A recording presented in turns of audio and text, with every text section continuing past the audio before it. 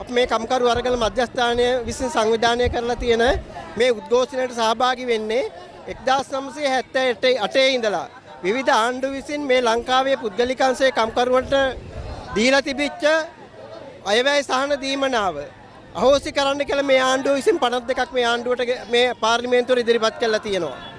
දැන් මේ වෙනකොට අපි උසාවියට ගිහිල්ලා නඩු දාලා දැන් ඊයේ ප්‍රකාශ කළා පාර්ලිමේන්තුවේදී මේ 52ම මේ ආණ්ඩුක ව්‍යවස්ථාවට විරුද්ධයි කියලා.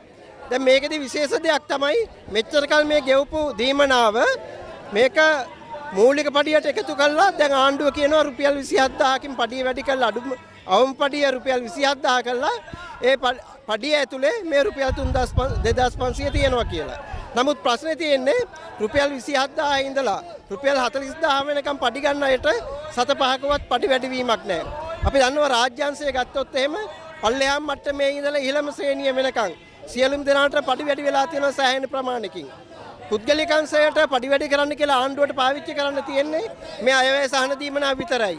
ඒක සෑම ආයතනයකින්ම පොඩි කඩයක ඉන්න සේවකයන්ට පවා මේක ලැබෙන්න ඕනේ. බරපතල ප්‍රශ්නේ තියෙන්නේ සේවකයෝ දන්නේ නැහැ මෙහෙම දීමනාවක් තියෙනවා කියලා. මේක හොයලා බලන්න ඕන කම්කරු දෙපාර්තමේන්තුවෙන් තමයි. කම්කරු දෙපාර්තමේන්තුව මේවා හොයන්නේ නැහැ. අපි දන්නවා දැන් ලොකු ගාමන්ට් කම්පැනි තියෙනවා මහා පතාක යෝධයෝ බ්‍රැන්ඩික්ස් පවා මේ අයවැය සහන දීමනාව එක කොටසක් විතරයි දෙන්නේ. ඒකලොක් මේවා හොයන්නේ නැහැ.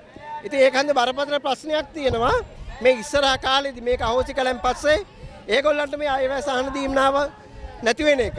ඉතින් ඒක නිසා තමයි අපි මේකට විරුද්ධව පෙනී හිටින්නේ. අපි ආණ්ඩුවට කියනවා මේ 52 සම්මත කරගන්න එක වහම නවත්තන්න කියලා.